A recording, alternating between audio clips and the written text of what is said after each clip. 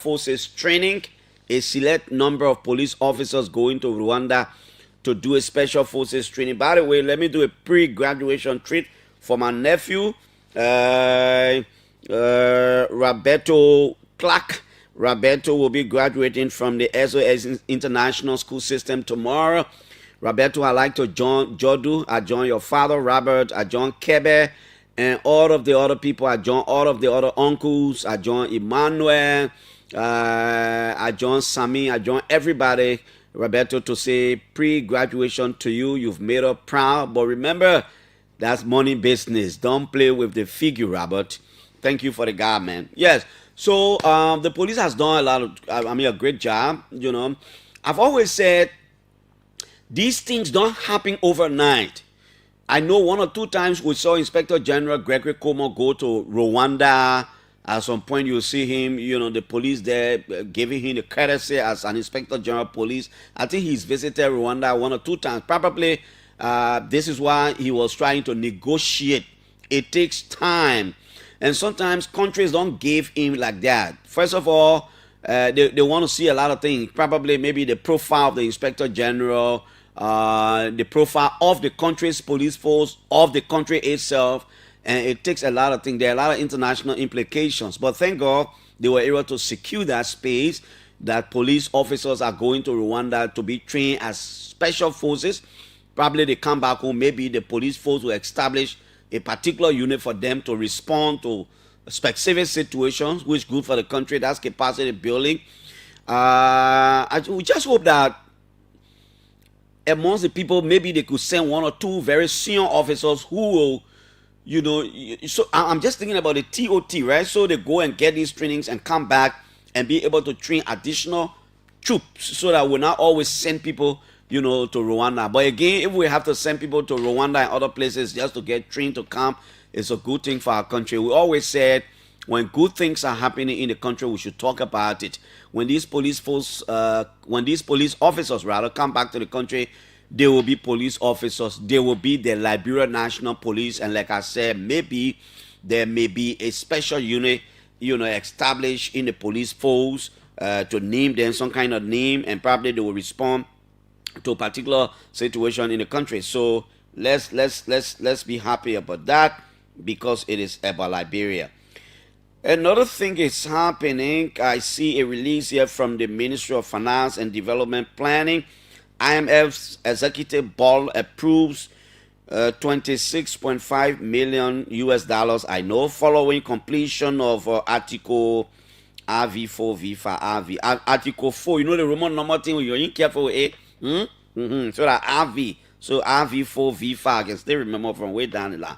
So IMF board approved 26.5 million following completion of Article 4 consultation and completion of successful second review of Liberia's ECF arrangement. The executive board of the International Monetary Fund on Wednesday, that was yesterday, approved the immediate disbursement of US 26.5 million or about 19.3 million in special drawing rights to Liberia. The IMF's board decision followed the completion of the Article 4 consultation and second review of the Extended Credit Facility. That's what the ECF stands for. The Extended Credit Facility Arrangement for Liberia. The Extended Credit Facility Arrangement is a 40-month program approved by the IMF board on September 25, 2024. Disbursements under the ECF program go mainly to boost the Central Bank of Liberia's reserves to help maintain overall macroeconomic stability. The latest disbursement brings total disbursements thus far under the ECF arrangement to US 79.4 million or SDR 59.9 million. Following the executive board decision, Mr. Boli, acting chair and deputy managing director, made the following statement. He says, the authorities have made notable progress in implementing sound macroeconomic policies and key structural reforms in the first year of their fund-supported program. Measures to reduce the large fiscal deficit, mitigate debt vulnerabilities, and strengthen foreign exchange reserves have yielded encouraging results. Swift policy responses to the certain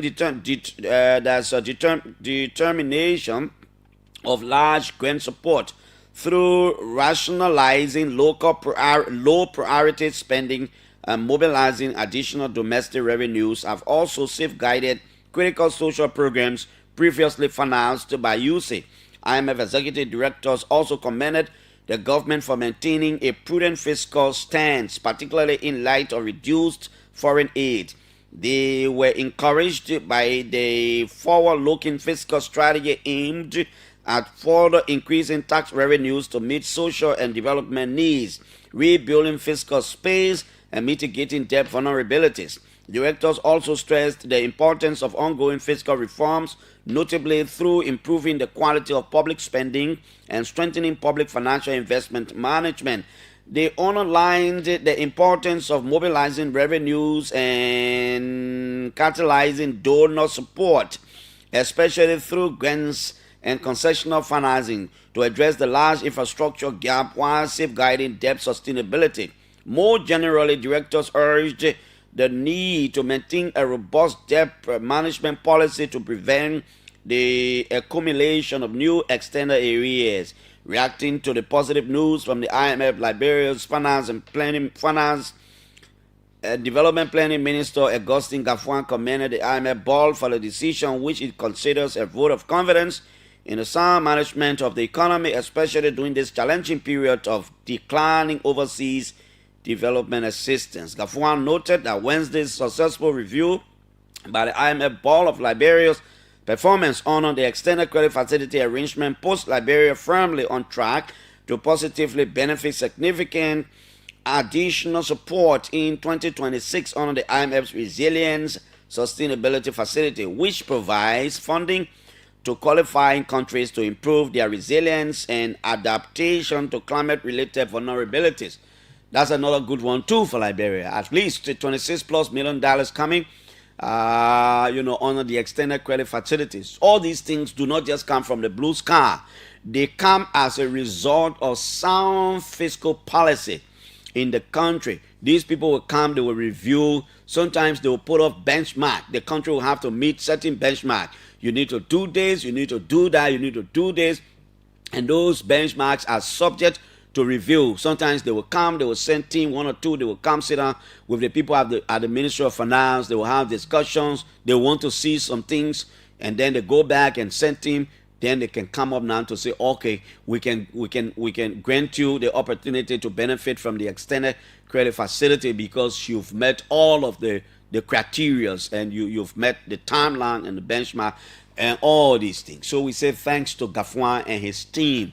This is also about Liberia. When good things are happening, let's be happy about it, because at the end of the day, we are all Liberians. And I will always say, if a particular government solves a particular issue, when another government comes to office, the government will not focus on that. It will move ahead, tackle another thing, and attempt to solve it. And that's how nations are developing.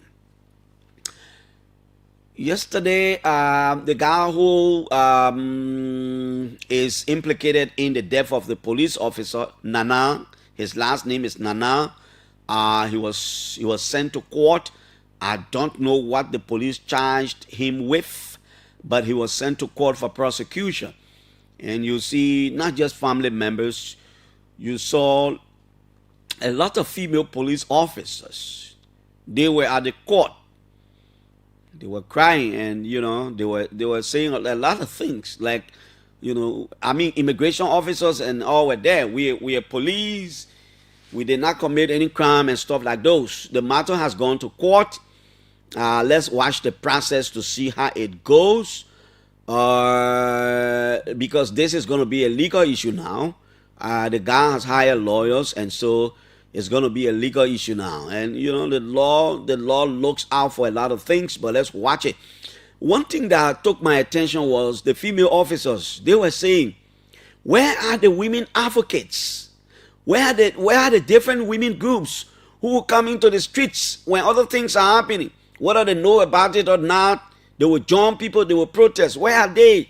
A Liberian woman has lost a song, and these kinds of things. They're saying it because of the way people do things in the country. And if we were opening telephone lines to have a particular discussion advocacy, there will be multidimensional views among people. Some people believe that when people are involved in things and they do not have privileged, maybe relatives, sometimes people don't seem to want to go after it to defend them or to advocate on their behalf. We might not, which might not be true. Some people think that, oh, certain group of women will rise up to certain things before other women join them in the country. Which may also not be true. Some people believe that when things are happening in the country, when happening to poor parents, who do not have the capacity in their hands, the advocates will act like they don't see it, but when it happens to certain people, they will jump into the streets, which might also not be true. But, which could be true, could not be true, but they've been talking about it. They would say, where are the group? In fact, at some point, they were even saying, where are the journalists? Where are all the people who condemn the police when these things are happening? Where are they? And those kinds of things. So beginning this week, we were talking about a situation associated with the Chief Justice and the Trial Judges Association of Liberia. They wrote the Chief Justice, raised particular issue. That letter commended the Chief Justice, firstly, for some of his attempts in the reforms he's trying to initiate within the judiciary. And then, but they were reminding him that probably there was an oversight and the president may have made some mistakes in the nomination of associate magistrates, and that most of the associate magistrates who were nominated are now law school graduates. I think the trial judges slip on that one because up to now we have not seen any law that says that to be an associate magistrate, one must be a law school graduate. So I think the trial judges slip on that one. But where the Chief Justice got implicated was amongst the associate magistrates' names he recommended to the president, his son, William Baise, who is a third-year student at the Louis Arthur Grant School of Law, was part of it. And so he fell short and flat of a provision in the Code of Conduct. And when the Chief Justice went to Lofa, probably he didn't know. He knows as the Chief Justice may have. I think he's aware that there is a law called the Code of Conduct, but probably he did not read that provision when he definitely said, if there is any law that will prove that recommending my son was wrong, I will resign. I know he regretted. I don't know what's going to happen. But I know he regretted. He should regret it. And then the public debate started. The society is not the way it used to be 20, 25, 30 years ago. People started talking. And so just yesterday, the president just came back to the country. Well, it was on Monday. Yes, no, it was Tuesday. His Excellency, the president, came back on Tuesday. And so yesterday, the executive mansion issued a statement that His Excellency the President has accepted. This is it.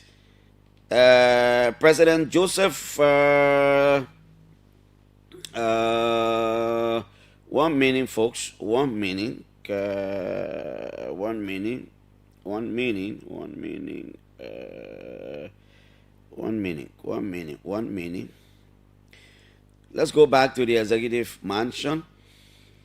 President Joseph Boakai has formally accepted the resignation of Associate Magistrate Designate William Gbese of the Pinsville Magisterial Court. Mr. Gbese, in a communication addressed to the President, expressed gratitude for the preferment, but tendered his resignation in order to continue his legal studies at the Louis Arthur Graham School of Law. He further explained that his decision was made in good faith to avoid public misconceptions and to prevent any distractions from the ongoing reforms within the judiciary. President Boakai thanked Mr. Gbese and commended his commitment to his personal and professional development. Now, don't get it wrong. Young Gbese is a Liberian going to law school with a lot of prospects. He's a Liberian. I don't know him. I don't have to know him. This is a country. It is his right to work in his own country, but there are laws in the country too.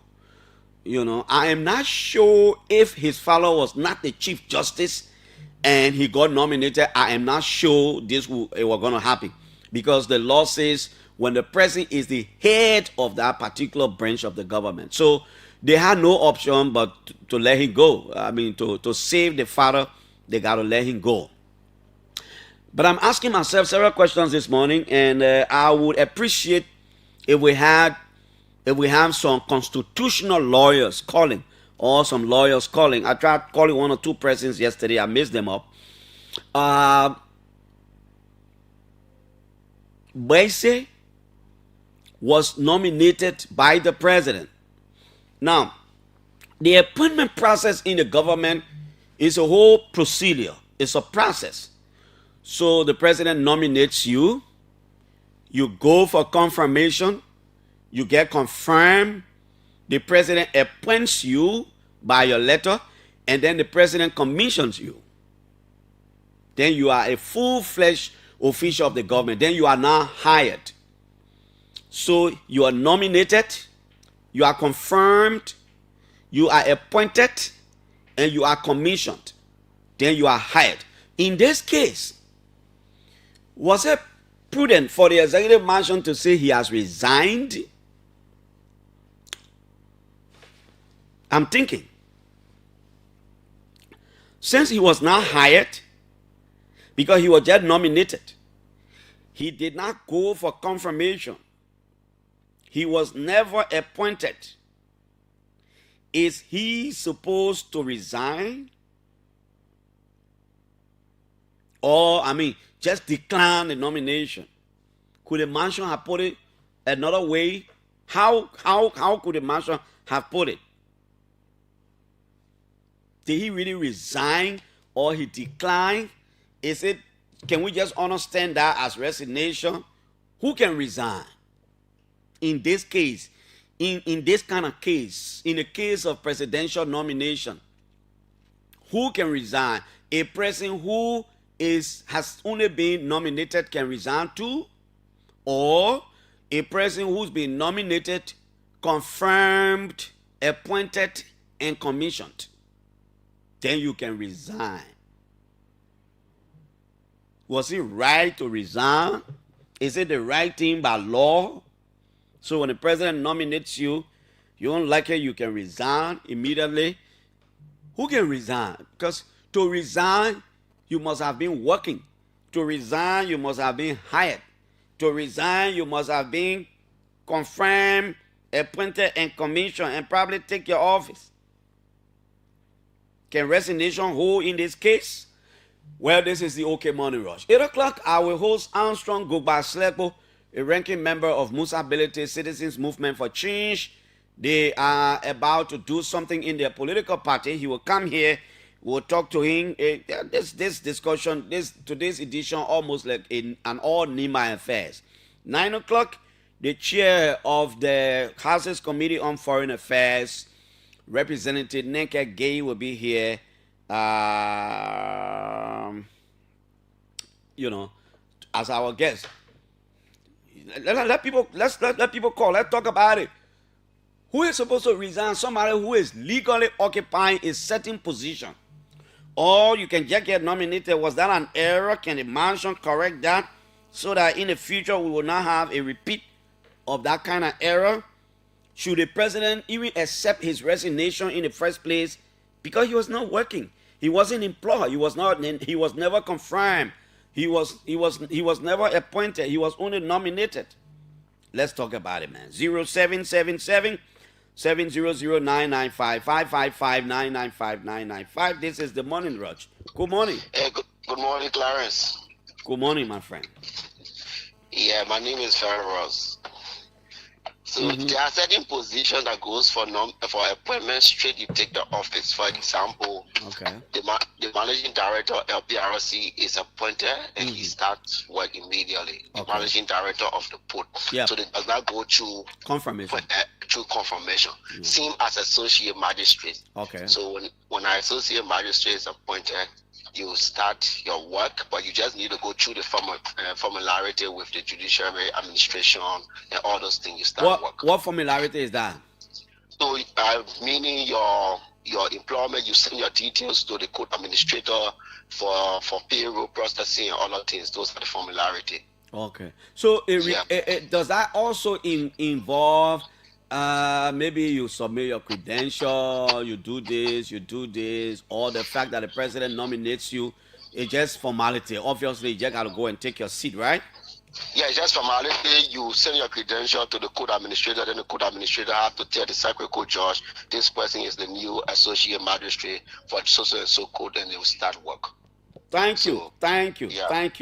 Good debate. Let's hear it. Let's hear from you too. Hello. Clarence, good morning. Yeah, good morning. What happened? Sorry, Clarence. I didn't know. Yeah, but go ahead. It's okay. Go ahead. I was in a session, Clarence. Sorry. No, it's okay. Go ahead. Let's hear you. Clarence, my attention has been Joe. My name is Joe Nungba Jr. Anyway. All right, Nungba.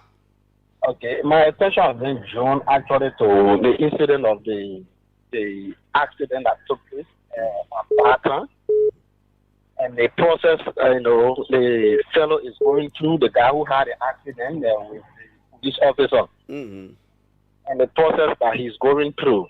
Now, one of the things that baffles me on this issue is the attendance of the police, the different security apparatus, the immigration, assembling at the Ministry of you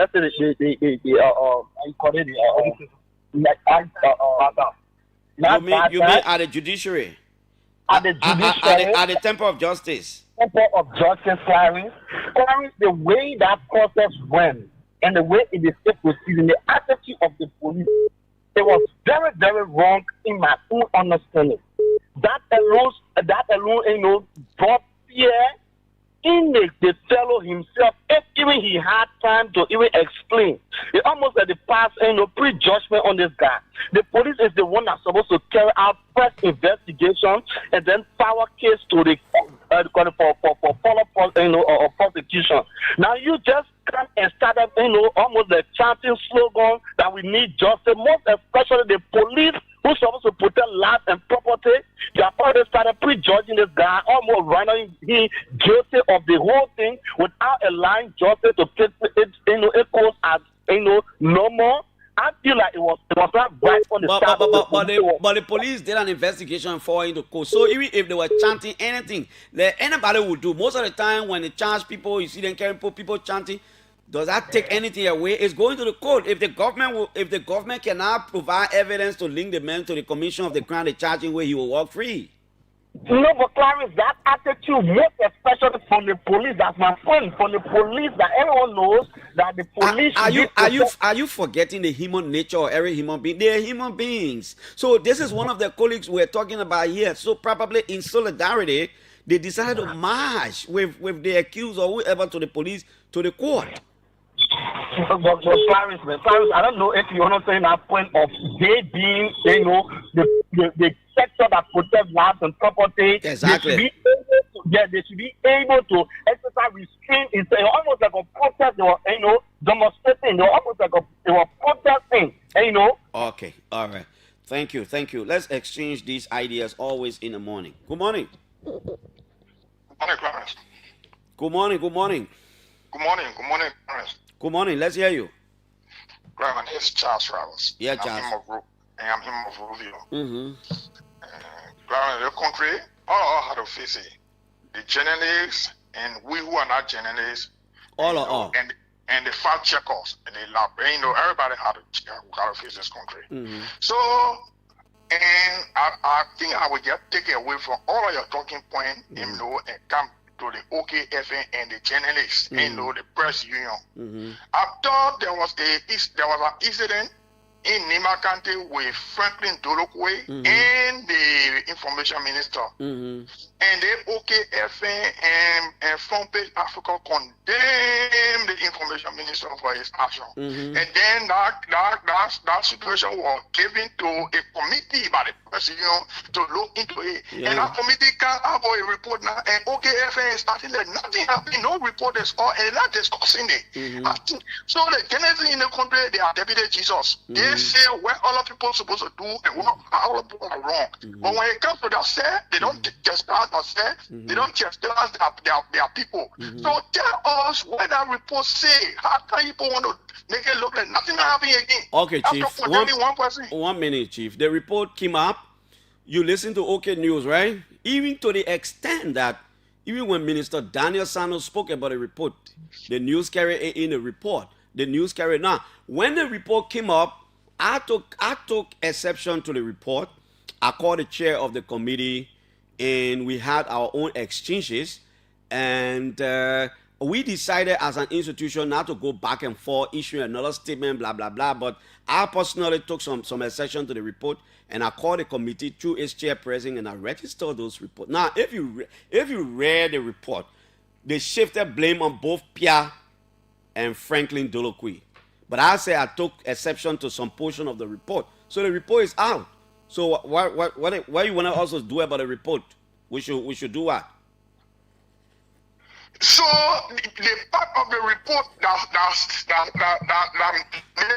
Minister Pierre wrong. Before it's the same thing. The line ain't no spoke about the police and the travel and I'm not going to about it. It's the same thing. So you condemn Pierre before the committee was constituted. Now the committee said Pierre is Dolokwe, all have some page forms. Now you don't want to even tell us what the report says. Tell the public. Now, it is not about you. Bossman, 1 minute. Charles, just give me 1 minute. Charles, just give me 1 minute. Like I said, the report is out. The report says that both of them were wrong. The report says Franklin did not call for audio interview. I mean, I call it a picture interview. The report says Minister Pierre had the right to report. He didn't do that. But here's my point. Like I said, I raised my issue with the committee. Everything that culminated to the statement we issued, and everything that I said was as a result of what Jeremy Pierre told me. Is clear. I didn't accuse Pierre of anything. I said on this radio that I called Pierre, and this is what Pierre told me. And what I told Pierre privately is what I told Pierre publicly. So I didn't hide anything from Pierre. And like I said, I take exception to the report. But again, the committee had its own way of doing it. And that is it about the committee and the report. Thank you, Charles. Hello? Who's there? Hello? Good morning. Hello, Clarence. Good morning. Yeah, thank you very much. Thank you for the program this morning. It's okay. Clarence, I'm Eddie Johnson. I call you from Cinco. Yeah, Clarence, this country, people need to be fair and balanced. I saw the incident that took place to Fatan there with our young police officer. But Clarence, one thing that draw my attention, the way the police have taken that incident. Okay. The armed forces, like Bureau, Chief of Staff, all going on the scene, immigration, people from the House of Representatives, the legislature, all of them going to lay with. Clarence, I think 1 or 2 weeks ago, a police officer was killed by a truck on a motorbike. Where? I think around, or if I'm not mistaken, around or the Iron Gate area or something. In an accident? Yes. Now, Jack, let me hold you there. Something is happening, but I don't know whether when it goes to court, it will be the same thing, right? I think the reason why the police is taking this one like this is because, and the case is going to court. I do not attempt to go into the case, right? I think the police leadership believe that what happened there was not an accident. I think the police administration believe that, I mean, like I said, the matter is in court, but if they believe that the driver was intentional about what he did, so they believe the police officer was killed. And now there's a difference between somebody dying in an accident. Yeah, I agree. Okay, Clarence, so that's let me, 1 minute now. So that's why you see the police, the AFL, the immigration, that is a composition of the joint security, including the head of the joint security, which is the Minister of Justice, going there to lay, because they believe the driver, the manner in which the police officer died or was killed in this manner is different from the situation you're talking about. That is why I think, I don't know what it is. Are you there? You left the line. I got to take another caller. Good morning. Good morning, Clarence. Clarence, thank you. This is Zach F. Bembo, and I call from Upper Cardwell. Bembo, let's hear you. So, somebody has lost their relatives, apart from just the institution, and somebody want to politicize this thing. I think the police are ahead. I'm not sure people politicizing. The same way you are about to express your opinion. Somebody saying the police are supposed to protect life and property, the honor mine investigation and all of that. Those guys are in solidarity of the officer who got killed intentionally. That thing is not an accident. Drivers have complained in this country that they have been harassed by the police, and you saw them, they just protested a few days. So who knows whether it is based or on a bad driver, that even the driver intentionally have to do that thing that he did to the police officer. The officer was being hanged on a car. He hung on a car for some time, calling on the driver to stop. He refused. And people are in solidarity of the officer who got killed like this. People want to do what?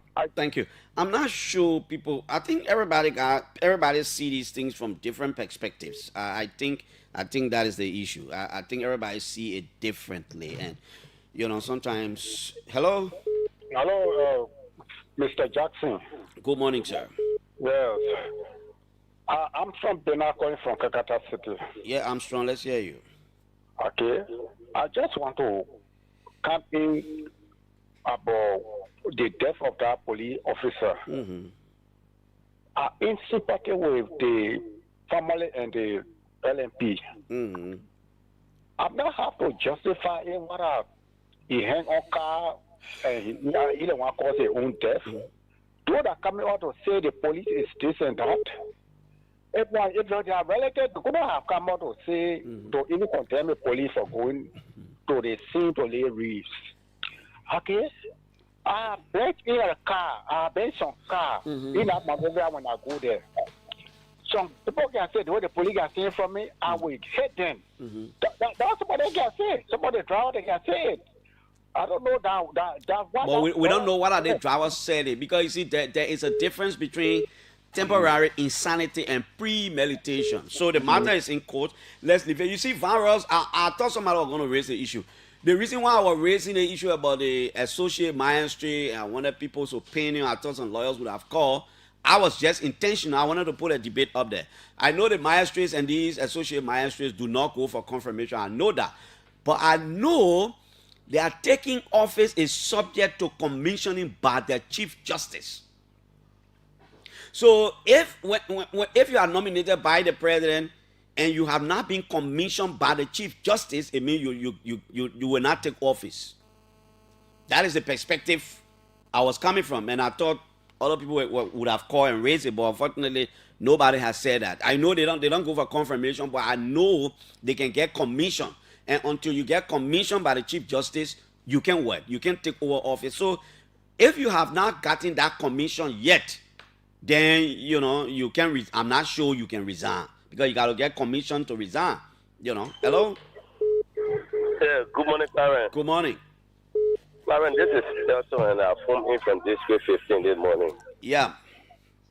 Clarence, I really admire you, because this issue you are really staying into it. I think this is the second time you're discussing this issue, and I commend you for that.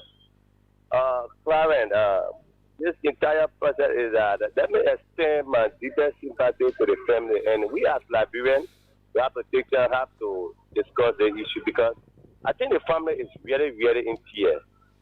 Yeah, the family is very, very in fear. So we have to take time to discuss the issue. But my point here is that a few months ago, there was a police officer that was beaten by a keke rider. Not police officer. He was a city police officer. Not officer of the Liberian National Police. I think that rider was arrested, and I think he was forwarded to court. Yeah, so the driver then need to be very careful how they respond to not just drivers, all of us. The way we are so brave on law enforcers is sometimes is breathtaking. You know, it's not just drivers, all of us. You know, hello. Yep. Good morning, sir. Good morning. Good morning, sir. Yeah, good morning, Clarence. This is Benjamin Myers. Hi, Hebo. And I called you from Monrovia this morning. Yeah. I thought to weigh in on your discussion. Two major points you raised with the Chief Justice's son, and secondly, the issue of the police officer. I wouldn't want to dwell on the Chief Justice's son because that was a mistake. It has been corrected by the popular crowd. We move. The beginner can say we move. We move on. But the issue of the police officer, Clarence, I'm inclined to know that despite the fact that these guys are police officers, they come from different families, different traditional persuasions, religious persuasions, and they have decided to make an ultimate sacrifice to serve their country and protect lives and properties, which does not in any way take away their human nature.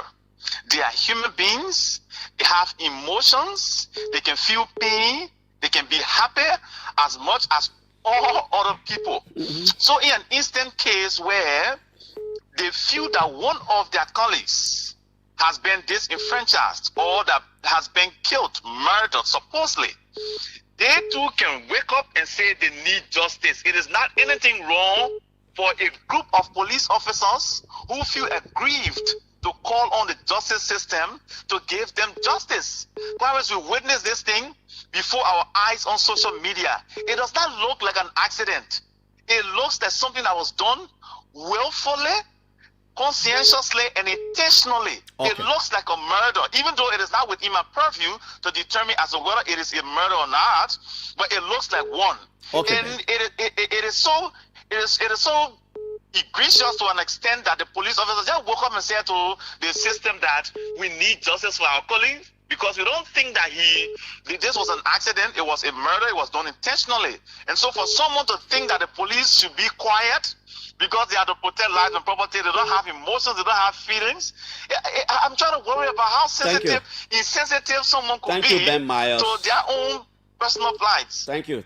Yeah, like I said, all of these people, we are all human beings. These police officers too, they're human beings, and all these things. Let's take the other call. When we get our guest, we'll take him in. Good morning. Good morning, Mr. Jackson. My name is Mamensi Kabal. Good morning, Mamensi. Let's hear you, ma. Thank you for the analysis.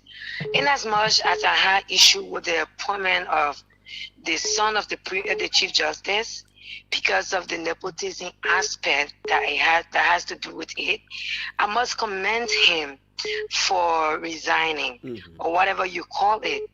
I think he was magnanimous enough, and his action shows a sense of patriotism, whether you like it or not, because if this young man had not resigned, our president would not have withdrawn his appointment or nomination. It has happened before. Mr. Cooper at the Ministry of Commerce at the time was clearly involved with illegally obtaining his degree. And the media reported it was widely discussed. Citizens condemned it. The president could not, and he did not, relieve the guy of his job. That man has to resign by himself. He got tired and set it before he resigned. So I just want to thank the guy, and it's just so sad. For me, nothing surprises me, especially when it has to do with the law under the United Party led government, because they have proven beyond every reasonable doubt that they don't have respect, they don't have regard for the law. So I just want to say thank you to the guy. Thank you so much. Okay, Mamensi, let's hear you here too. Hello. Yeah, good morning. Good morning, sir. Yeah, thank you very much, Carl Jackson. Yeah, one of the persons I read it. My name is Thomas F. Joseph, calling from Johnson Way, Peloton, District number 2, Monsaw County. All right. Like Peloton, I play big. I didn't know. Yeah. You get plenty of community there. Yeah, let's hear you. Go ahead. Yeah, thank you very much. You one of the general really I love in the country. For you flagging the issue, the police issue, constantly. Every time, most of the radio station, I don't hear them even talking about it. Only one radio station. Because it's a policeman. No, they also have other things to talk about. For myself too, not everything in the country I can talk about. Other people can talk about other things too. That had a job looking. Yeah, but things are happening in the country concerning about the surveillance, which is citizen of the country. When things happen to them like this, it can be widely discussed all over. You can check on Facebook, you will see it all over. But only you, most of you are here discussing the thing. So I appreciate you a lot. You are a good journalist. Thank you. Continue to do your job. God will bless you. Amen. Thank you very much. Okay. The day I thought something here, I mean, I want yeah, they better deal with me. Let me take the final call. Hello. Yeah, good morning, Mr. Manager. Good morning. I'm here. Yeah, so happy to be on the line. Yeah, you're on it now.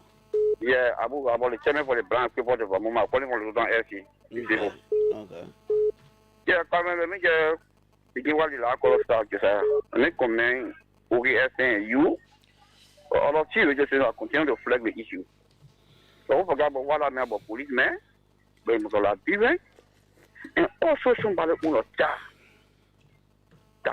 choke in a phone and money. I saw that yesterday on somebody's phone because I get beef food, and me also petally. What the car dread I made for telling all the way to put on a phone. Then somebody come and say, oh, the police go out for justice.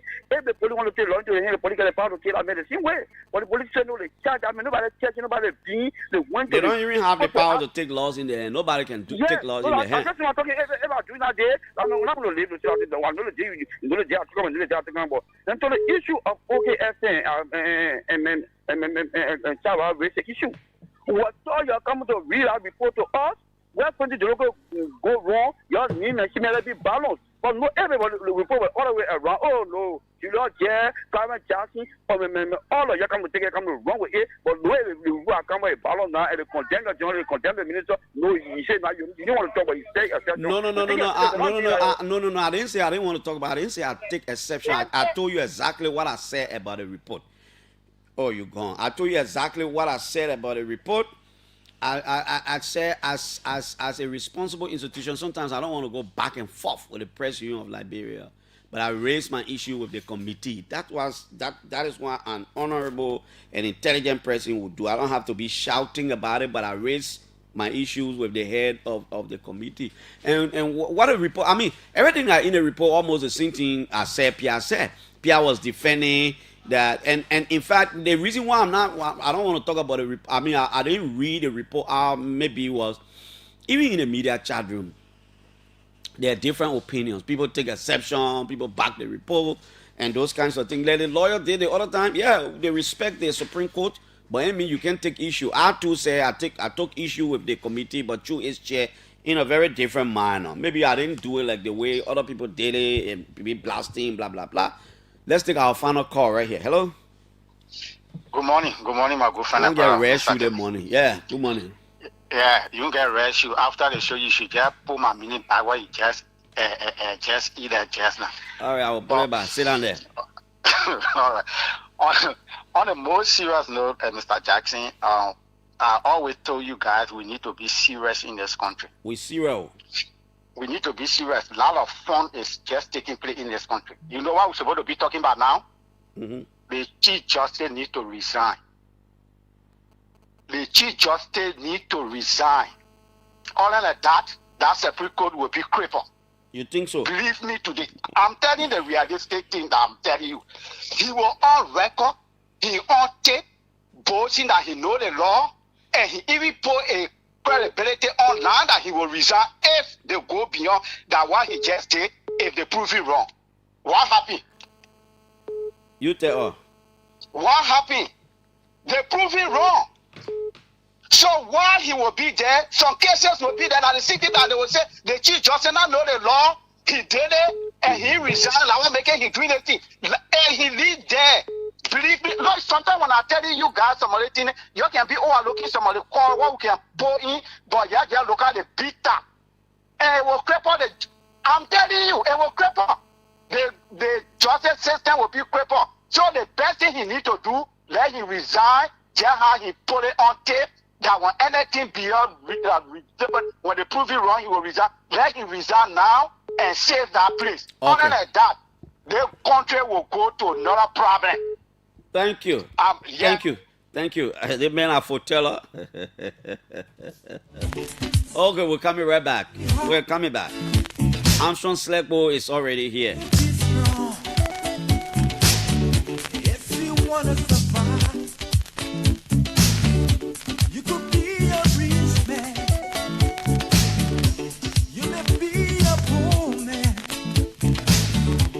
We are just the same. One life, one blood.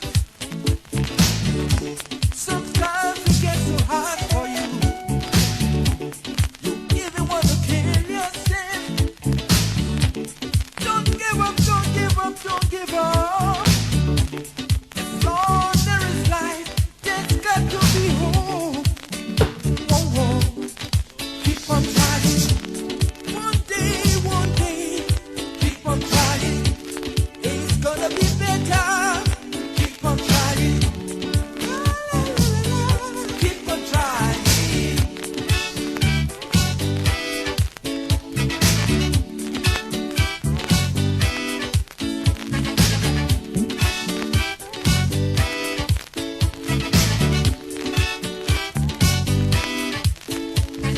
Unit 601, fire service. Emmanuel Kuna fire. The man led the fire service force to the solidarity stand there with the police. Charles Roberts. Okay, you want to read the report, right? We'll take some time on it next week. It shouldn't be too hard. The report is a short report. We're not scared to read a challenge. So many times you've been let down by all your friends. Okay, this is the morning rush right here. Good morning to all the fans of Barcelona. Y'all thank you. Y'all did well last night. Y'all thank you for defeating PSG. Huh? The Baga we love, the Baga we trust, more than a club. Where is my mentor Raymond Zavi? The man still sleeping. He will add nothing happening in this town. Robert Clark, then all of them arguing that nothing happening. Something happened last night. Ever and ever, keep on trying. Don't give up. Keep on trying. Bible. Whoa, whoa. Keep on trying. No matter how high it may be, Keep on trying. There's no easy way. Keep on trying.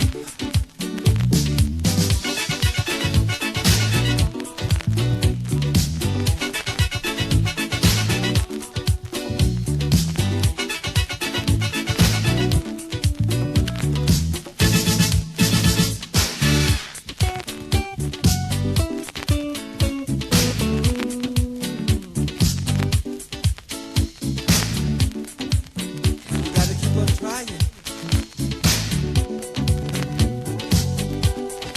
Keep on trying. Keep on trying.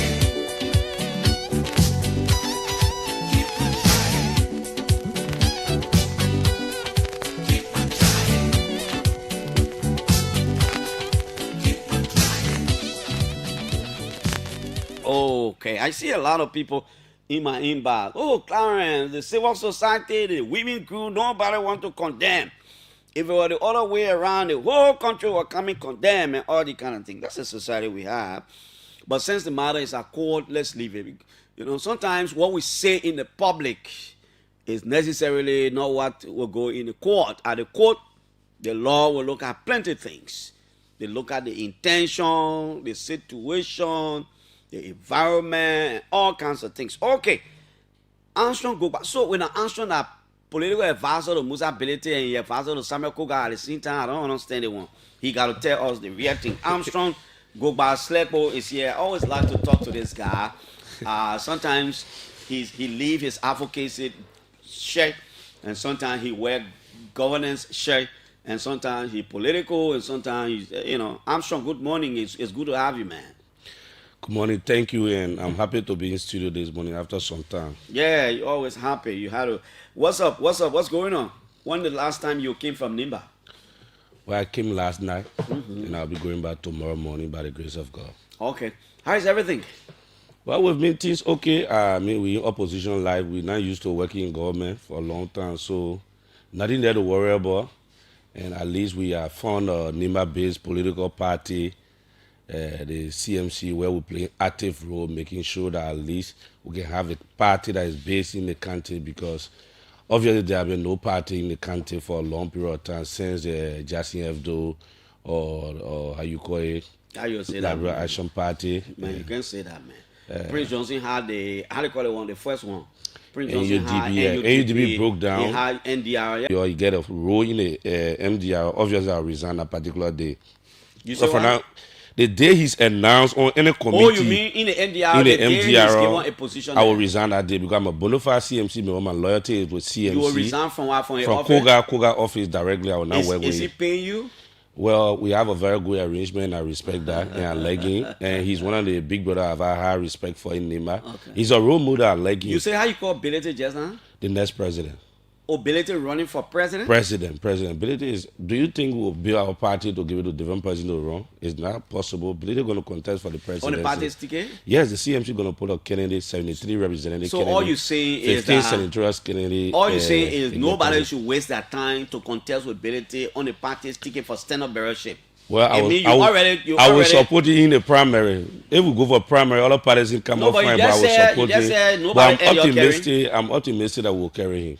I'm optimistic you will win the primary. But you won't be more legal on the issue. But generally, how is the CMC, by the way? Well, the CMC is a very organized political party, and our model of politicking is quite different from the two groups, the CDC and the Unity Party. We are coming up with an argument of the Tier-4 alliance, and we hope to form a Tier-4 alliance with other smaller parties to be able to go for the presidency 2029. It's one of the things that I think we will be doing. And the CMC, in the past 20 years, Clarence, we have had a two political groups, the CDC and the Unity Party. They just get themselves fixated with crowd competition, demonstrations, and all sort of things just to claim public attention for the benefit of maybe taking power. And whenever they take power, what people expect from them, Liberian people don't realize it. So if you check in a country now, you see people are very much reluctant to even participate in political process because people tired with the CDC and also tired with the Unity Party. So the CMC coming in with a new political model that we want to run our political party based on issue-based debate, based on project-based debate, that we are undertaking several projects across the country and making interventions, trying to help solve some of the problems faced by the country, not just to bring people to Monrovia to just demonstrate or go Black Capitol building. Our argument has always been the argument of auditing the legislature, making sure that we can have a better financial system put into place in Liberia. The party aimed at we did our own analysis nationwide. We realized that 70% of the nation infrastructure is way behind town. Even Lower Most Right, when you check there, is way behind town, where we get the presidency there and everything. So where needs be, we are doing intervention there so as to be able to get our people to understand that yes, tomorrow there are more brighter days when we take leadership. So we are more focusing on our project and more engaging our people, mobilizing supporters, and we are engaging at all levels. The last time we were in Bagedu, Samendu, Sekwendu in the Kwanimbori region, and we went there, we spent 5 days, 3 to 4 days around there, and we came back from there. We did a lot of groundbreaking there as we speak to you now. We got 2 of our machines there that is clearing the road in Lofa County, clearing the road, and we got a lot of renovations of some mosques and some school because we realized that the whole of Kwanimbori, there is no high school there. Imagine a district that when you check the voting population is around 46,000 plus approximately. Then you got no high school in the area. People got to graduate from maybe 7th, 8th grade before they can go to Vonjama to go to school. And when you check to Bagetu, it's and you got a population of close to 7,000 human beings, but you get no high school there. And we feel that this is disingenuous to the population, and government are not being fair to them. But instead of us sitting down here to criticize government, we're trying to make an intervention there by ensuring that before February next year, before the next school year, we can have a high school there and turn it over to the very government, say, look, this is a high school now, you can run it for our people, a high school or vocational school. So the process is ongoing. We also being able to do a lot of groundbreaking, like tomorrow, Friday, we'll be doing a major groundbreaking of 500,000 worth of bridge in Banga City, where one of our senior political actors is from, Maviko. In that bridge, we have. Well, I can't. That bridge that cost $500,000. I can't geologically galavent Banga good because I'm not from Bonkante, but okay. I'm sure that boy because he brought the pictures and everything. So tomorrow, Friday, we're going to be there, and that particular bridge, as we speak, all of the material in Banga now as we speak, and everything. And again, on Monday, we're going to be in District 4 again, Banga, with another program. On Sunday, we're going to be... District 4, you mean in Bonk? In Bonk County. Okay. On Sunday, we're going to be in Kpeng, Nima County, doing a groundbreaking for some activities in Kpeng, Nima County. And then Saturday will be in the biggest political rally in Nima. For the first time, that will be what is that? What is going to be that rally? It's about a solidarity with the political leader. Because the party is a Nima-based political party, and we feel that at this critical time that the government is after our political leader, trying to fight him economically, also fighting him politically everywhere, it's all good. That's how Nima people behave all of the time, that we come together and be able to just show our solidarity to him that yes, we are with you in tough time, in good time, we are with you. Because one thing that is happening is that what Musa has done in Nima for the last 6 years, he has surpassed the entire county administration since 2005 up to now. And you will realize where you getting our statistics from? Send or how do you call it, these guys there? Send or interview, how you call it, local voices, let them do the fast check. You're talking about in dollars, if we were to do calculation. The money, the projects. No, we're talking about the intervention. Yeah, we're not talking about in the context of the projects. In the context of the projects. So you say the projects Musa Belete has done in Nimba is jointly beyond every project that have been done there since the cessation of hostilities. Yes, yes. That's a strong statement. You can go and check people there to do the fast check because and surprisingly you realize. For example, what the biggest thing Musa done over there? I think he building one bridge that cost somewhere around 300,000. I give you something before I come there. When you check, the government of Liberia have given Nima County $30 million from Aslamita alone since 2005. So besides county development fund from national budget, besides other project money, donor money. Money not going to Nima County, but Nima County administration, what they have managed since 2005, Nima has surpassed them. Then you just say one where the bridge to Tengbe called $1.1 million. Red to Tengbe connecting Bon County with Seklipi. Besides that, we get 4 different bridges in that place. We will be doing a dedication on new one just 2 weeks from now in the Bao region. Then again to Senator Johnson, home based on request from Senator Samuel Koga as a representative at the time and appeal. And Senator Prince Yomi Johnson. We also get Yao Lepula all the way around the border. They will get another bridge that costs over $800,000. That bridge, as we speak, is completed now. We're only waiting to be able to do the dedication dry season. So a lot of interventions. But even okay, let's assume if we're assuming without admitting that all of the bridges you're talking about are 1 million, let's just say 1 million, 1 million, 1 million, even though that's not the cost. Even if it is like $5 or $6 million, it can be more than all the projects that have been implemented in Nima over there. I'm not even sure Larry Nyonkwe himself will agree with, even though he's a CMC man. Larry will not agree with Larry is listening to me. Yeah, but Larry Nyonkwe will not agree with you. Listen, because what we're trying to say, Clarence, I'm not looking at it from the context of the money that country has received withdrawn from the account. I'm looking at it from the context of the intervention that have been made. You getting it? Okay, Nima County use... Okay, no, but let's go back to the Sanikola program. You say y'all will be doing solidarity. Why y'all will be doing Ganta? Yeah, why y'all will be doing... Solidarity march with our political... just to march in the street. March in the street, giving our position and telling that, look, We appreciate everything you've been doing, Nema. We appreciate you in times like this where people after you, people fighting you, or we stand by you. We believe in you. We see you as our leader. We don't want you to give up. We want you to stay strong. We want you to be encouraged. We want you to believe that we are with you no matter what the government do to you, no matter anything they do, we are with you and we are prepared to stand by you at all times. That's what the march will be about. It's not a demonstration. I thought somebody told me it would have been a fundraising rally to raise millions of dollars. That's what I heard. Well, the issue about fundraising rally, we have all suggested, even in the party, that time like this, we should be paying due. People should pay that, but the political leader said no, he's not prepared for that. He want to run the party from his pocket? Not so, but he said for now, with the economy being bad and people being in a situation where government is not responding to most of their needs, it's too soon to start stressing the people. We wanted to do a major fundraising rally, but he feel that at this time, it's still early based on the current economy where people are struggling, so we should be able to more focus. He can still help to fill in the gap until things can get better. And this intervention that he's making, he's trying his best. Mm-hmm. And I can tell you for free that from Bon County and Nema, we are also studying projects in how you call it, Basso. We attempted going to Grand Basso University where the bridge have been cut off, students been falling in the water. We tried, but of recent, the school administration told us that the government has started, they put money in the budget for it, so we should give them a chance. Our people too, but our participants in Grand Basso say we should go do it at all costs, but we don't want to come in contact with Yombli and their group with political confrontation. But if only from now to next year, February, we can see government doing that bridge, we will try to go assess the people there because some students are crying on us that it's very bad that you have the Basel University cut off relay season like this, students falling down in water, their books and everything.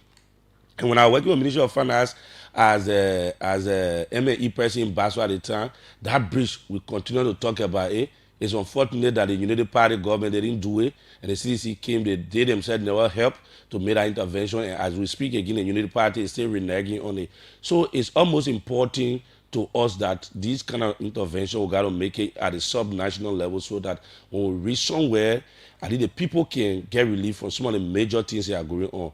We don't have much, but we just look at key intervention that can relieve the citizens from what they want. So the CMC philosophy is make the intervention now as a means of people believing you as a next government, as a means of people seeing you as a responsible government, instead of waiting to just come to Monrovia and do unnecessary demonstration at Capitol Building, unnecessary demonstration in the county and things. So these are the intervention we're making. And Clarence, I can tell you the citizens appreciate it across the country. People are really appreciating our effort. We have some intervention going in the Western Belt, and from Bon Neva, we're going to be moving the Western Belt, and in the Southern Belt too. We also have a plan there to get to it in dry season because that's one of the places that you see a lacking development. Even though president upon president I come from the Southeast, but that place really lack development. And good for us, the political leader wife is from Sano County. Musa Belete wife, Madam Benin's Belete, she's from Sano County, and so we're going to be hitting Sano and all in the Western Belt, the Southern Belt soon. But for now in Nema, we have that, and we also have received a letter from the Nema University giving them the priority of what they need, and the political leader has informed them that before November end or so, we'll be doing a groundbreaking at the Nema University campus to build a 2,000 dormitory, 2,000 student hosting dormitory.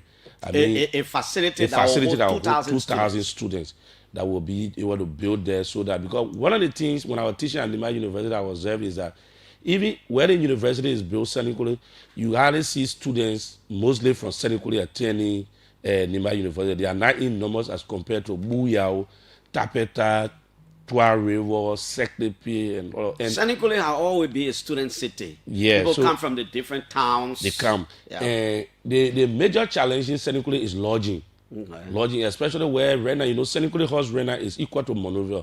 With Aslam entire activity booming right now.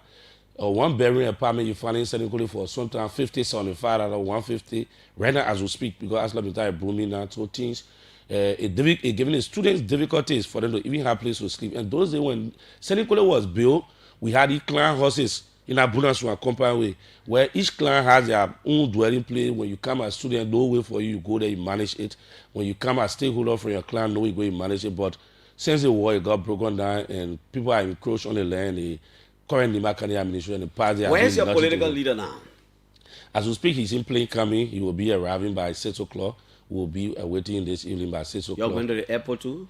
We are not in crowd competition with the Unity Party. No, I'm not talking about competition. I say you're going to the airport too? Of course. We have a lot of vehicles. We'll carry a long convoy there and get into. You got your own pickup now? It's not about pickup. I'm just asking. You are the premium political advisor to the political leader. One would not imagine that you don't have an assigned CMC vehicle. Clarence, the first thing we should understand is that we got prepared for our party. So logistics is not an issue. Logistics is not an issue in our party. As we speak, we got 85 pickups that we just using 24 now. We also got 750 motorbikes we are yet to pull one outside. So we are prepared for the 2029 election. So logistics, even the t-shirts that we are using, we have 300,000 t-shirts in the country that we have just absorbed. Except that we've seen all those things plus more before, and some of these parties didn't have. But the issue here is we prepare ourselves for this major competition in 2029, and we want to be in a space, in a tearful alliance that the Liberian people can see us as responsible people. I forgot to ask, what is this tearful alliance? You got a Unity Party alliance. Okay. You also got a CDC alliance. Okay. So we come here with a tearful alliance, working with like-minded people That's to be able to build alliance around Musa that we can win the presidency one round 2029. The last time I was asking Musa, so in other words, we're not going to see the CMC in bed with either the Unity Party or the CDC at any level. God forbid. You on record? No, I said God forbid. You're not going to join any coalition with the two parties? No. We can't work with the two people now. The two politically, our argument. Because a lot of times Liberian people say, Sir Joseph PAP, he left the CDC. It could be, an offspring of the Unity. I mean, not an offspring because he was not with the Unity Party. People say he will support the Unity Party and may likely endorse. And people say Musa Belete CMC is like a George Weah kind of thing. CDC, at long last, he will always come back. No, you see, people trying to misquote us because maybe of the C we get. CMC and CDC. First, our philosophy is far different from the two political parties. CDC, let me give us the analysis of the politics since 2005. CDC, when Unity Party was in government, CDC demonstrated upon trying to say Unity Party was corrupt, they were like this, they were like that. So, like Rainbow getting opportunity in 2017. 2023, when they came in, the Unity Party came by and said CDC was worse than everything. Everything Unity Party says CDC did was wrong. They are repeating almost all and adding it up. Technically, from who were able to work in the financial system and understand the country financial system, I can tell you that the Unity Party government is 4 times corrupt than the CDC government. The only difference between the two of them... Anybody can say that. Let me tell you the difference between the two, and the two of them, there are two rules, right? But the other rule, CDC rule, are reckless rule and will get responsible rule. The man, the Unity Party guys will take their own set time to steal $1.5 million and prepare a document to back it at the detriment of the citizen, while the CDC men were just going there with bravery and just take the money. So the two political parties don't mean well. You are the next option. So we had a better option, and that's why we are doing everything possible. Our political job of first to declare assets. Everything that go in line with law, you continue to do it. Our party is in line. Even our CMC guys, that you see me, most of them, CMC 45, 42. That car, most of you on the trip. When you see it all registered with the government, we pay taxes. The political leader pay taxes for all your properties because we want for the Liberian people to see it if you think you will do governance differently, why I'm not hearing you saying the party pay taxes? Everything you say, the political leader. Political leader say we must not pay due. The political leader say if Musa is running the party from his pocket, what's new? You're not doing anything new. No. That's not. But besides us, most of the people every day CDC will launch or $1 rally, then they collect the money. The party official go and eat it every time. Launching $1 rally every time. That's not the system we want to run. We should have a reason why we will pay money. We have a good global system. Our party is even registered in America. We have an article in corporation from the branch in America and UK. We do it in a way that everybody will have access to the Constitution, and we are paying taxes in America. The only thing we cannot get in America is a tax return for our party because we are institutional. But in any situation, the American law will also back us because we are a registered organization in America. No political party in Liberia is registered that way. So for that reason, we are different from them.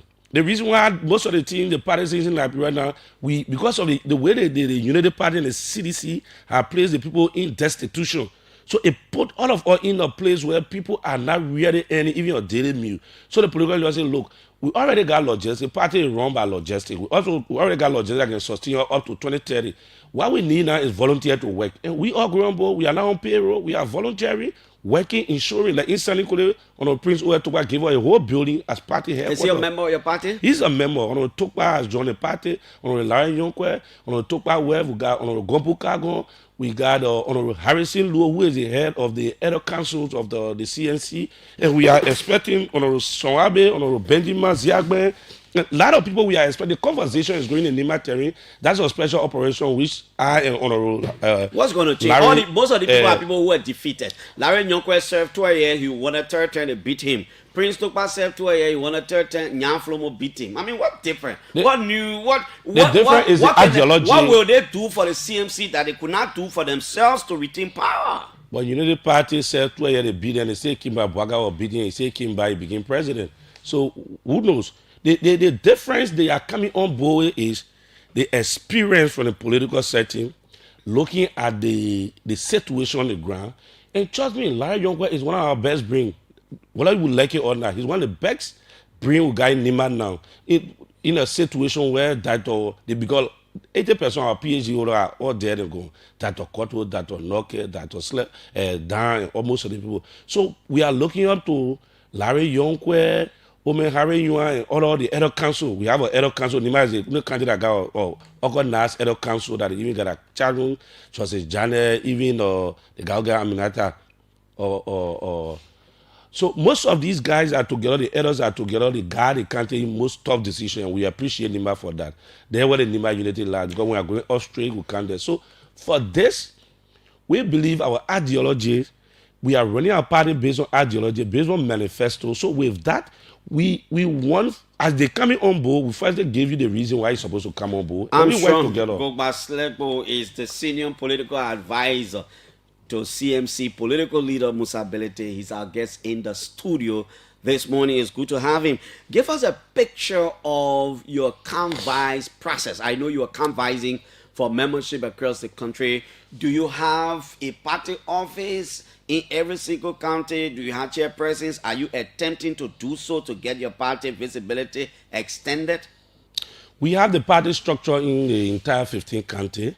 Okay. We also have the party well organized here and there. And like I told you, and our regional coordinators, almost all of them got vehicles, and we are working on schedule to be able to, for the political leader to tour the entire country. So going on schedule, and our schedule is closer to the western cluster now. For the western cluster, we are also going to the southeast. And our issue is that we don't want to build our party just on the issue of people coming together temporarily for election. So we have a manifesto, we have a constitution, and we are working. And right now, there were our laughing at my colleagues down there. One of my colleagues called me down there from the vice president office. He said, oh, by next year we have to come in, issue the government or one private sector may come in, issue a lawsuit, a $57 million lawsuit against the boss man. The whole party coming break down. And I was telling him, look, we already got a lot of things put into place that will be able to guide this party until we take presidency. We believe our political leader is in compliance with every laws of the Republic of Liberia. We believe our business. Like I was telling someone, like Clarence, the government came down high on us when we came from Lofa. One of my Unity Party friends said, well, how should carry 24 cars to the president home? That will make them vest. And we were joking with it. But here is the situation, right? The business that our boss men been doing, our political leader been doing, just do your analysis or ask the fact checker to check. Everyone that's doing that story business in West Africa and East Africa, they got private plane. But instead of having a private plane packed to a airport that you'll be going to the airfield, riding and moving up and down, he used the money for development in the country. He used the money to guard citizens. He used the money to make intervention. And that is why God is blessing him. So right now, government come down to him now. They think the main source of income is this. Let's call it also that we can break the party down. It won't happen. Assuming Musa Belete gets on the ticket as the stand-up bearer of your party, let me gauge your opinion. Who would you prefer as a running mate? Well, I'm saying you as Armstrong Gogba. Me as the person, I'm not talking about anybody. I will obviously look within the party for those who have struggled the most. We will be hoping to have an alliance, but in the absence of an alliance, I would prefer Maviko. In the absence of Mavico from Bonkante. In the absence of alliance, yes. To be running mate to Musa Ability. It is my personal opinion. Now asking you, I don't want to make sure with the name. Yeah, in the absence of alliance, because alliance will come more conversation. The only thing is that any alliance will build, I call it a CMC political leader will be the head of that alliance. We are not. Why do you think he should be a good running mate? Because he's coming up with new Mavico. Mm-hmm. Oh, he really loves his people. He's been making a lot of intervention in Bonkante, and what he has done in the shorter period of time that he's been in Bonkante leadership for, not many of the leaders they have done it. So we think that, I personally think that if I were asked for my opinion, that could be my advice. But you really did a survey in his district in Bonk, or you're talking based on what he said to you? No, I have done a lot of survey. I have done a lot of survey, his interventions, and what he's been doing. I've been touring or Bonkante. I've been moving around, and I know what he's capable of doing. He's one of our strong men, and we believe in him. And if I was asked for my personal opinion outside of forming alliance, I would select Mavico. But the truth of the matter is, look, we are more open to alliance. We are more open, like in Nima, we are open to, since the party is a Nima-based political party, we are more open to Nima coming in. That's why Nima are chipping in, a lot of Nima stakeholders are chipping into the party, and we continue to have conversations, outreach to them. Mr. Louis is doing extremely well. On Larry Yonkwe, they are doing a lot of outreach to the guys. And on Gombuka, we are reaching out to people to ensure that. Harrison Lowe, the former MPP chairman? The former MPP vice chairman. He's the head of the Elder Council for the CMC. Vice chairman? Harrison Lowe was chairman of the MPP before. Yeah. I need to check. Yeah, he was chairman. That's what I'm saying. Yeah, chairman. He was not vice chair. He also worked at Freeport as deputy managing director for administration in the Julie Bryant. Where is he now? Long time. Oh, he's around. He's in Liberia. He's around. In a country now, the Unity Party and the CDC system has always been that those who make a lot of noise, they go to them and they forget about the best brain, they forget about the more. See young people sitting home. So your party will change that pattern. Even like in Nimba now, our current vice president, he doesn't respect the Elder Council and most of the people. He have few young people in a party, in a country that he listen to that just misleading, and our country is almost at the crossroad getting broken down. But we have come in to rescue that place and making sure that we can have a more more united Nima, that we can take a leadership to be able to guide the country, that at least Nima will produce a president for the first time in the history of Liberia through the democratic way. Nima has produced a president before. 3 more presidents. Yeah, but that was democratic. I'm sure when you're talking, be careful now. Okay, that was a democratic transition. Moses was 3 more. No, even it can be one day, but the truth is, no problem. History has recorded that Nimba has produced a president of Liberia. Okay. Let's get that clear. Yeah, but we will be hoping to have a president through the ballot box. But Moses Blala or through the what? Tito was elected with Ino Dogoli that. He just came in transition.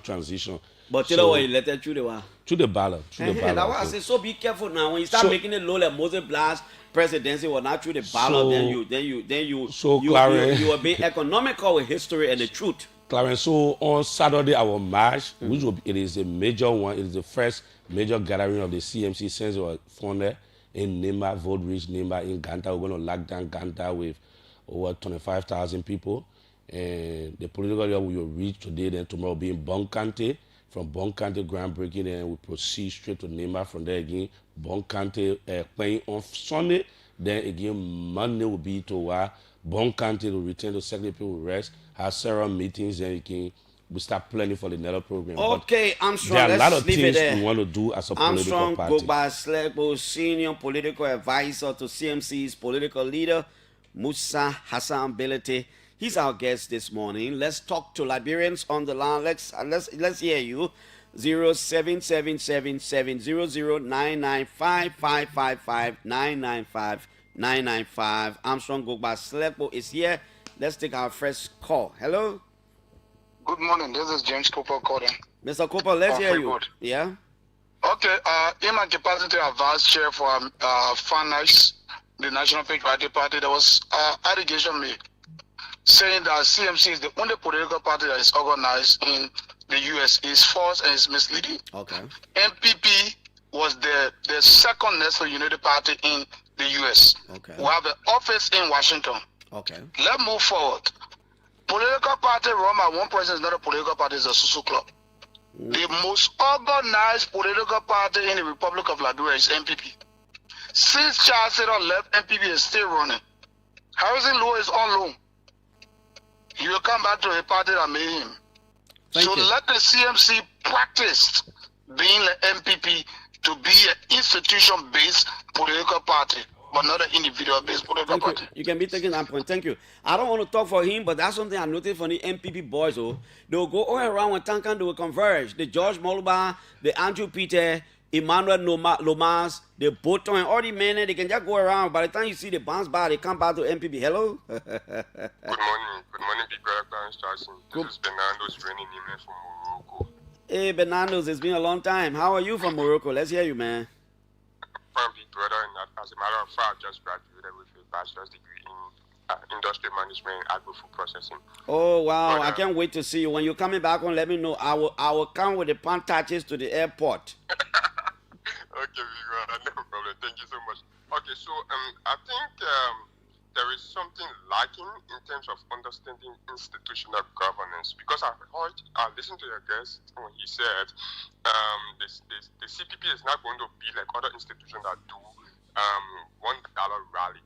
Obviously, every institution is run based on various layers in structure. Now we have a financial plan, because for an institution to survive, you need sources, financial sources. And how do you identify these sources? Do you identify one single person to continue to fuel the progress and sustainability of your institution, or you identify a full financial plan? Inclusive of that financial plan must be tax paying. And this is what, for example, the CDC does. So I think he slipped a little bit. I don't want to say he lacks, the knowledge. Okay. Another call from Uganda. Let me take the foreign call. The guys will spend time just to get on the show. This call is supposed to be from Uganda. Hello? Good morning, Mr. Jackson. Good morning. You're talking to Thomas William from Minnesota, but I see Uganda here. How you doing, Mr. Jackson? I'm good. Yeah, I'm Thomas William from Minnesota. Oh, but what register on this number is Uganda. But let's go ahead, Thomas. Okay. I'm using app called Boss Revolution. Maybe the app is responsible. Yeah. Let me say good morning to your studio guest. Mr. Jackson, it's our Musa Bedete today, as we speak. I will fire that political leader that political advisor in studio. For a political advisor to name running mate, in fair to your question, 4 years to election, I will fire him immediately and effectively. You're going to be a very bad political advisor. That's a compromise. Given what I said, this is why I will fire him today. If we had the opportunity to open a competitive process for finding a vice running mate to Mr. Musa Bilede, given his previous stand, he's already compromised, and he undermined the entire process of going through a competitive political process to find a decent or vice running mate. Thank you very much. Okay, let me do it. Hello. Good morning, Clarence. Good morning, sir. Yeah, you can't know a lot for a very long time. As you're talking, somebody on the line. I gave the voice of the public board door, and I joined this conversation from Public Administrative District, Sudu Town. Oh, you're joining from Pabli. How are you listening to us? Oh, through the media, through the internet. Okay, let's hear you from Pabli. I'm happy you're calling from Pabli. Let's hear you. So Clarence, I've been following Armstrong. I had the opportunity to see him once in 2024 July, and we had a conversation. And this Armstrong told us that Musa Bedete election he won. He did a map, and the result proved to him that the reason he won as representative of that district number 7 is because he choked. And he said to us, he said it on the radio. So before I go to my what I want to say this morning, I want to know if it is a simple who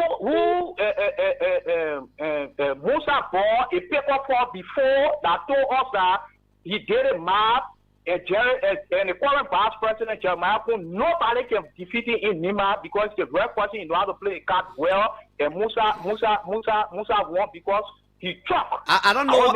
I don't know whether he told you anything, but yeah, this is the Unex Gobaslebo from Nimala we know. No, I want he answer. No, he will respond to you later. Just conclude. Yeah, going forward, if you listen to Kuba always mention all of the time following, even on your platform, you always mention the name of the vice president. And there was the same vice president when he became vice president, Kuba fought to get closer to. But I don't know what happened now. But if you do the political map in Nimba have 5 tracks. There's the only man, there's the only person, even when Senator Johnson was living, like across Nimba. Senator Johnson has now one party.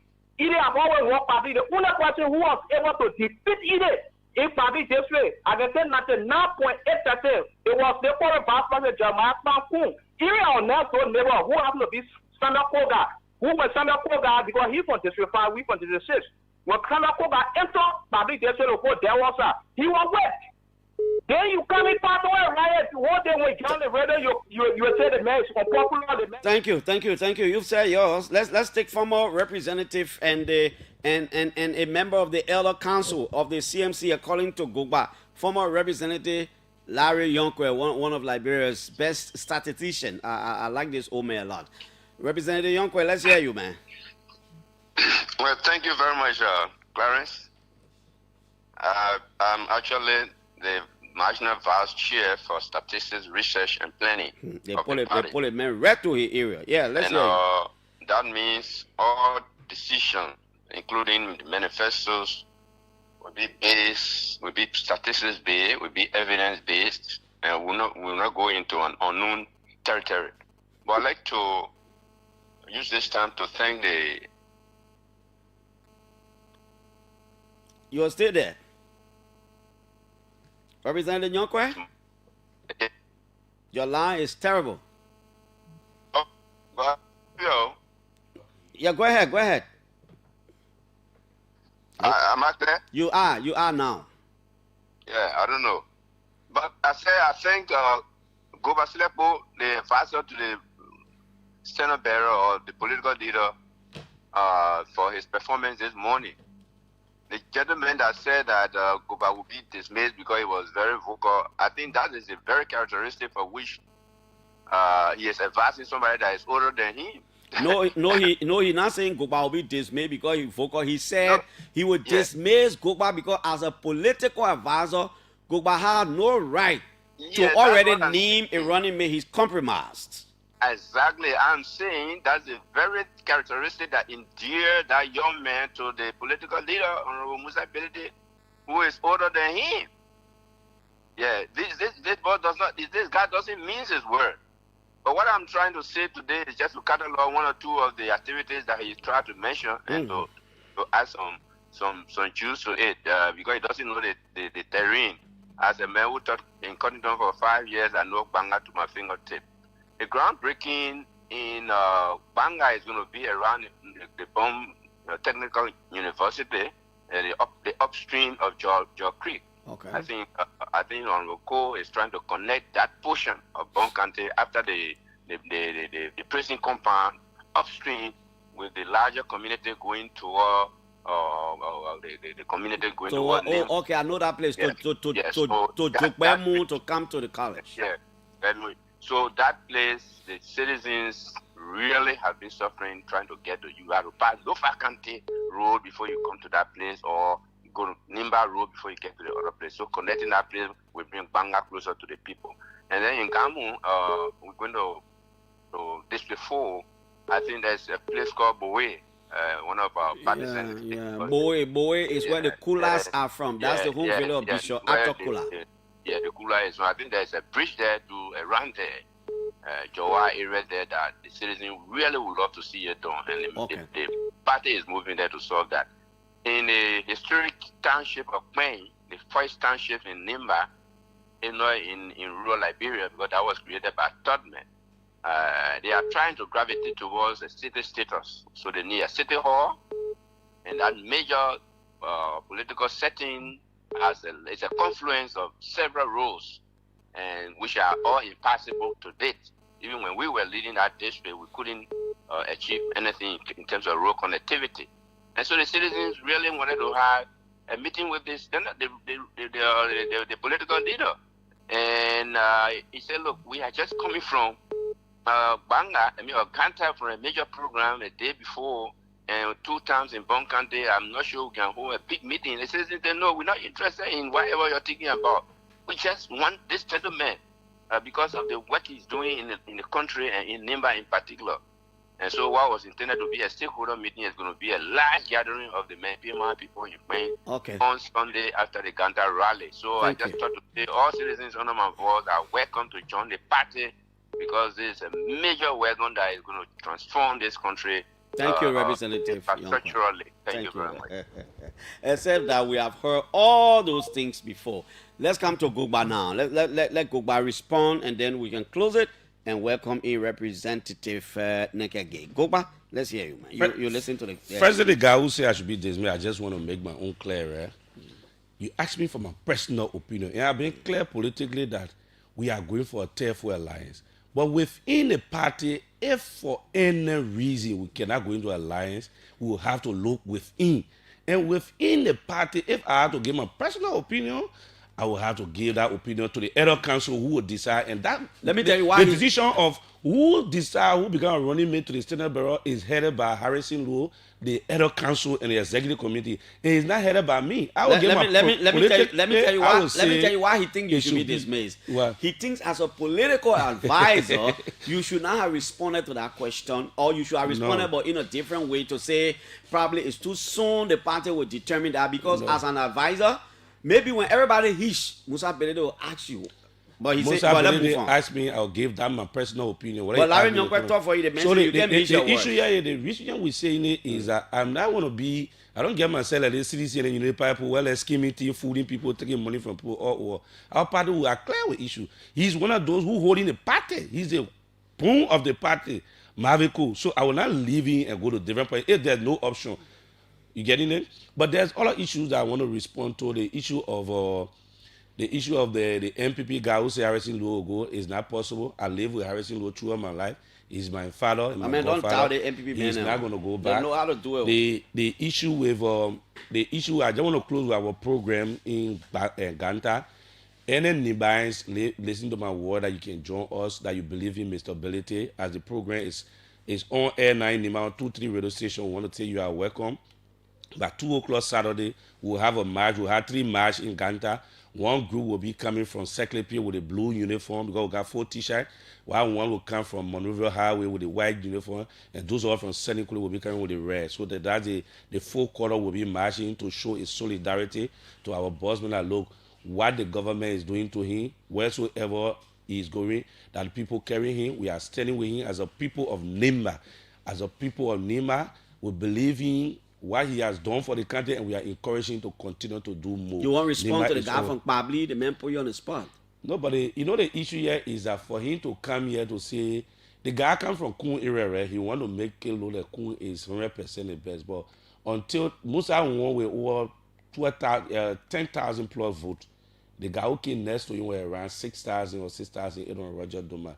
And the guy who came next to Roger Duma is 6,000. So, but the man said you were saying Musa won because he trucked. I can't believe I don't know him. My first time going to Pabli was when I was Koga this going election, where we was stabbing Zotru for like 30 minutes. It was my very first time. I've been hearing about Zotru and the home of my friend and brother Joseph Solo, but it was the first time I went there. So the issue about he and myself having conversation, I don't know that the answer here, but you know the famous thing they always let us say is Musa game picker.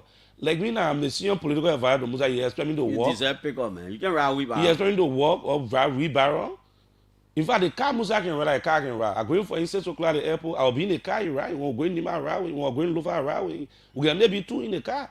So the issue here is car being there, that's not an issue. I'm telling you, I'm boasting I'll get 85 picker. I'm also boasting I'll get 750 Modoba. So you expect me to be walking. Every logistic we need for our party, we have it now. Politically, we arrange this thing because we are going against a sitting government. We know when they're to struggle with us in any way. And what we are now, We are aiming for the bigger one. We want to make our intervention. I want to tell the Southeastern and the Basel to be to wait small. Dry season will come in there from Nema Bon, we're going to the Western cluster. From the Western cluster, obviously, our in-laws in the political in-laws in Sano County will be our host as we spend over 2 weeks in the Southeast, making sure that we can make a lot of intervention. The leadership that trying to spark our places that we can make intervention. And in our we don't go for a project because it needed. We go for a project because why? People are dying from there. People want to survive from there. It can create an opportunity for the citizen. That's the kind of project we want to take in. We don't just jump out to give money out. Okay, Armstrong So thank you so much, senior political advisor. We hope OKFN can be there to be able to carry life. I know Smith will work with you people to ensure that we can. Thank you, my brother. Thank you. Armstrong Gogbasleko is senior political advisor to CMC political leader Musability. He was here. My people, y'all please check on the Deputy Chief of Staff of the Armed Forces of Liberia, my brother Theophilus Anto Dinah from Blay. Y'all check on him. Since the Baka game last night, they say the man pressure went up. I'm talking about the Deputy Chief of Staff of the Armed Forces of Liberia, General Theophilus Dana. Y'all please check on him for me. I'm begging you. Since the morning I've been calling my friend, the man phone is just off. I hope all is well, Dana. So when pressure start going on, and good sound. Keep on trying. It's gonna be better. Keep on trying. Keep on trying.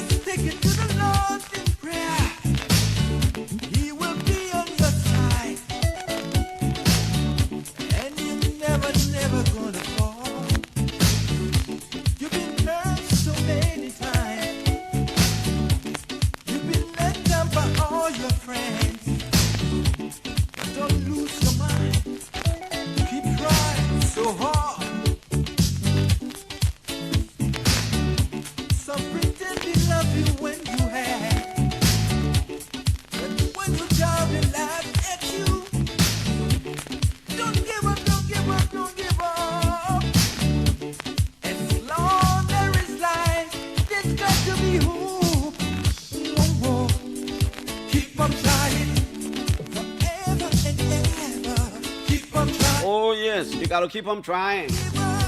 This is the OK Morning Rush. We'll usher in Representative Neke Gay very shortly. He chairs the House's Committee on Foreign Affairs. He's the Minister of Foreign Affairs of the House of Representatives, like Dillon is at the Liberian Senate. Today is Thursday, 2nd October. Good day. Always a pleasure to be here in the morning to talk to all of you wonderful people. 99.5. The best diet in the morning. Don't touch it. My name is Piso.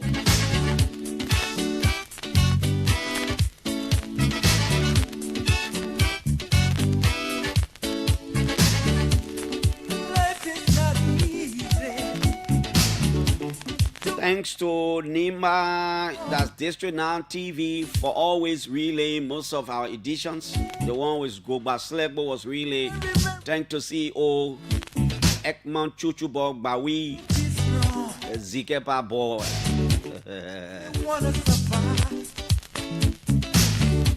You could be a rich man. You may be a poor man. David Koti, good morning. How are you? Thank you for always checking, oh man. Same with the Reverend Councilor Dr. Larry Brople. Thanks for always checking. Don't give up, don't give up, don't give up. The government ain't tell you about the project in Foya in Lofa. We stay with you. So can't tell all about that project. Our project there, MRU project, only the government can tell us. Other than that, the speculation, the rumor, all over the place. Okay, go on, Bomapio.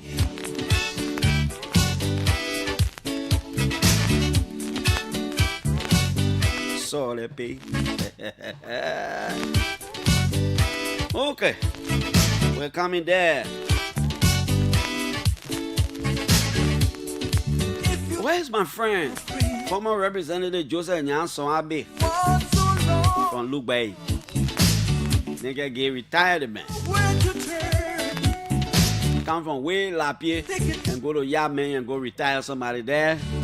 He will be on your side. And you never gonna fall. You've been hurt so many times. You've been let down by all your friends. Don't lose your mind. My friend, my brother, Divine Nan Dixon, how are you? What's about you, Adolfo Style? Some pretend they love you when you have. But when you're down, they laugh at you. Don't give up, don't give up, don't give up.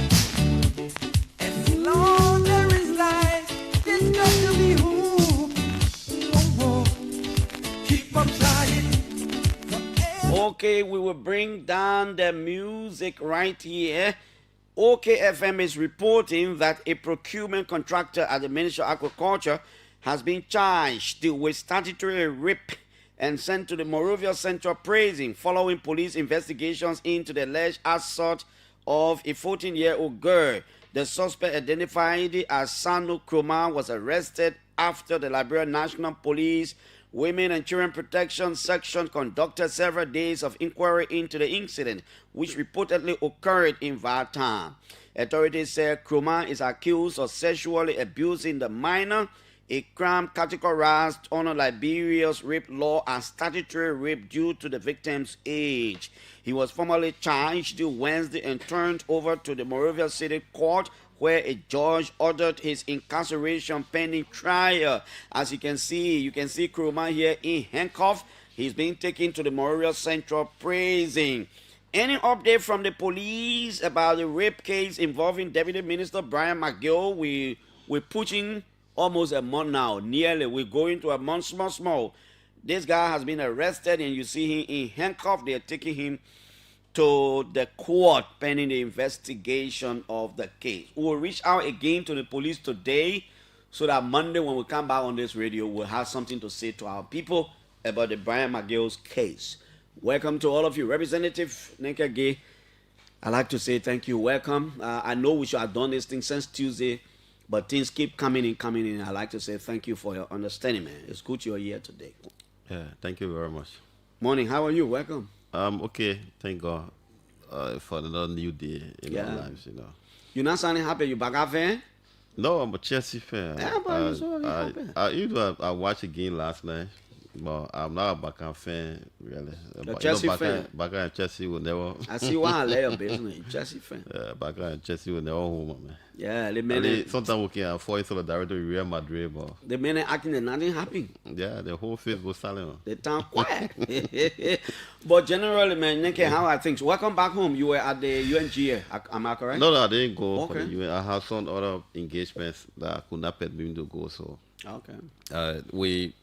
I actually, the co-chair on the Horses Committee of Foreign Affairs and one of the members were nominated to go for the diaspora meeting in the UNGA. So I think who is he or she?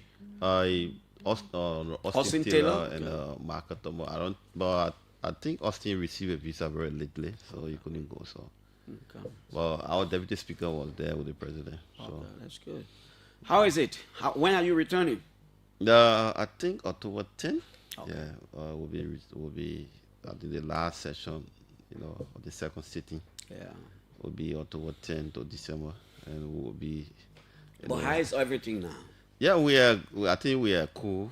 Even though we've been very engaged, domestically and internationally. I just returned to the country on Sunday after a very rigorous activities, international engagement. We attended the Legislative Forum for Friendly Exchanges in China. The Honorable Speaker, Honorable Sekou Kane, and I were invited by the Chinese government to attend the Forum for Friendly Exchanges in China. There was a big forum attended by 48 countries, and 3 speakers were in attendance. The speaker from Belarus, the speaker from Liberia, Honorable Richard Kuhn, and then the speaker from Dominica, and so it was. Speaker Kuhn gave a very powerful speech at the opening, session of the forum in Beijing at the headquarters of the National People's Congress, emphasizing on parliamentary diplomacy and enhancing cooperation and partnership as the war is challenged with a lot of trending issues, international terrorism, climate change, the challenge of piracy, international piracy.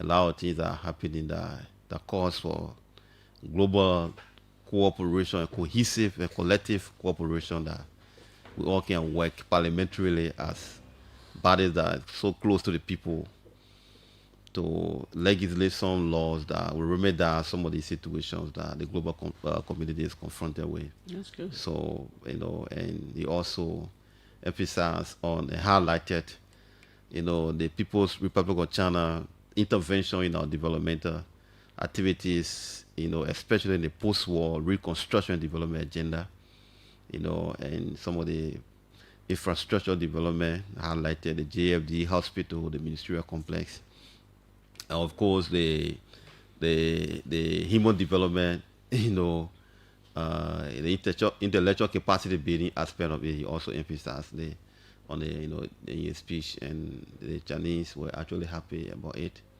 And the forum, we just spent 2 days in Beijing, and then the rest of it was all they were held in the western part of China that borders with Pakistan and Kazakhstan. They call the place the Kashi region, and Omoroti.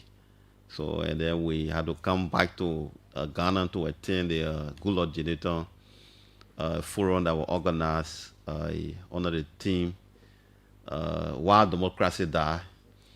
And it was actually one of the very important occasions that brought intellectuals, former presidents, diplomats, and other prominent citizens on the continent together to discuss the issue of democratic governance, rule of law, accountability, transparency, and what are the reasons that democracy die, and some academic erudite professors, were all around, who also gave their individual opinions. It was actually an amazing program that I think set a basis and platform for democratic governance and to restore democracy in other countries that have, the military regime. How can we transition from the military regime to democratic governance?